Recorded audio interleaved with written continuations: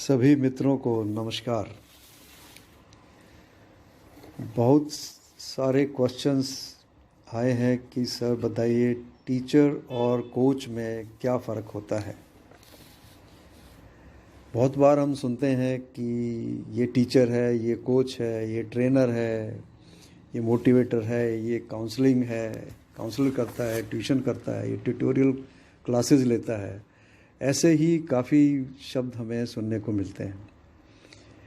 इसी तरह इंस्टीट्यूट्स हैं अलग अलग, जैसे स्कूल है, कॉलेज है, ये कोचिंग इंस्टीट्यूट्स हैं।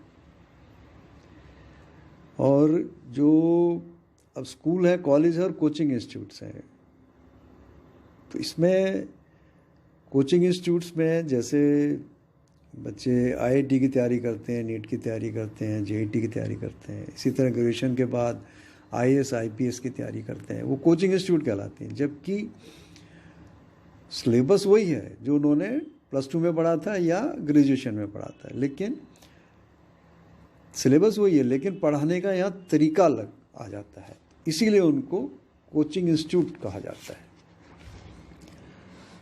तो अब बात है कि स्कूल में जो टीचर है और यहाँ वो भी टीचर ही हैं, लेकिन यहाँ कोचिंग इंस्टीट्यूट नाम दे दिया गया उनको। टीचर क्या करता है? टीचर अपनी नॉलेज बांटता है पूरे ग्रुप ऑफ स्टूडेंट्स को। उसका ज़्यादा कंसर्न उसका अफेक्ट देखने में नहीं जाता है, वो उसका काम है अपनी नॉलेज बांटना। जो उसके पास प्राइमरी नॉलेज एक है, उसको अपने समय समय पर करता रहता है। थ्योरी भी होती है, प्रैक्टिकल भी होता है। अब इसको और ज़्यादा समझने के लिए मैं आपसे शेयर करना चाहूँगा, जब मेरी बिहार में पोस्टिंग थी, 76-77 की बात है, उसको एक प्रैक्टिकल उदाहरण समझते हैं कि टीचर और कोच में या लेक्चरर में क्या डिफरेंस है। हुआ क्या था कि हमारी कॉलेज की टीम के साथ में गया था, तो वहाँ हम फाइनल में पहुँच गए थे। लकीली फाइनल में पहुँचने के बाद वो फाइनल पोस्टपोन हो गया किसी वजह से। तो हम वापस ट्रेन में आ रहे थे, तो जब मेरा स्टेशन आने वाला था, ट्रेन से आ रहे, तो हमारे साथ एक लेक्चरर थे कॉलेज के, जो मैनेजर बनकर गए थे। तो आने वाला था, तो मैंने कुछ इंस्ट्रक्शन देना था। मैं कहा, भाई कैप्टन को बुलाओ ज़रा। एक स्टूडेंट को मैंने कहा, वो आया थोड़ी देर में। मैंने कहा कि हम आज और कल 2 दिन रेस्ट करेंगे और हम फिर मिलते हैं। टाइम वाइम बताया मैंने उसको। तो मेरे साथ, मैं खिड़की की साइड में बैठा था, वो लेक्चरर बैठे थे मेरे बाएं साइड में। वो बोले कि सर आपने बताया आपका कप्तान थोड़ी सी देर में आया। मैंने कहा हाँ। बोला उस टाइम ना खैनी खा रहा था। मैं, मुझे पता है मैं खैनी खाता है। तो बोला सर जब आपने बुलाया तो मुंह धोकर आया वो। ये आपकी इतनी इज्जत करते हैं या डर है? बोला मैं नहीं समझ। मैं कहा क्यों, आपके सामने क्या होता है? बोला जी हमारे सामने तो ये होता है, जिस दिन हमारी क्लास पूरी हो जाती है बिना हंगामे के, तो हम शुक्र मनाते हैं आज कोई हंगामा नहीं हुआ क्लास में। बोला सर ये आपके जो स्टूडेंट हैं, इनके साथ आप सोए हो, हमारा 1 हफ्ता टूर्नामेंट चला है, आप इनके साथ ही खाते हो, और मैंने सुना आप इनके साथ पिक्चर भी गए थे। मैंने कहा हाँ, मैंने वादा किया था कि भाई आज का मैच जीतो, फिर 1 दिन का रेस्ट है तो हम पिक्चर भी जाएंगे। तो बोला सर तब भी आपकी ये इतनी इज्जत करते हैं? मैं कहा क्यों? बोला सर हमारे तो प्रिंसिपल साहब को जब जाते हैं तो कहते हैं जी ज़रा पीकदान दो। वहाँ बिहार में आपको पता है पान बहुत खाते हैं लोग, पीकदान दो ज़रा।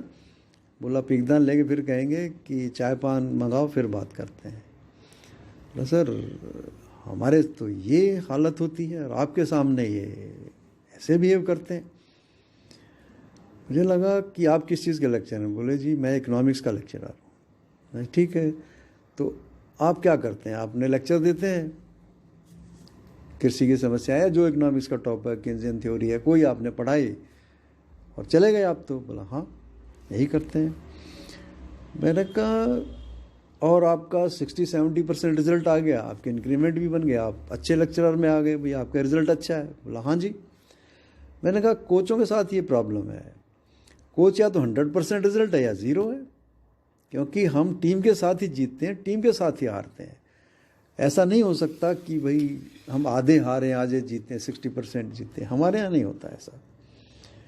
तो हमें तो 100% देना है, इसीलिए जब टीम जीतती है तो भाग के कोच के पास आते हैं और कोच को उछालते हैं जी सर वी हैव वन।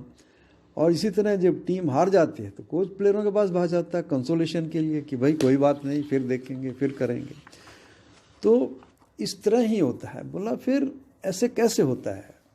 मैंने सर इसके लिए खाली ग्राउंड ही नहीं, हमारी सोशल बॉन्डिंग खाली अच्छे अच्छे शब्द बोलने से नहीं होता है।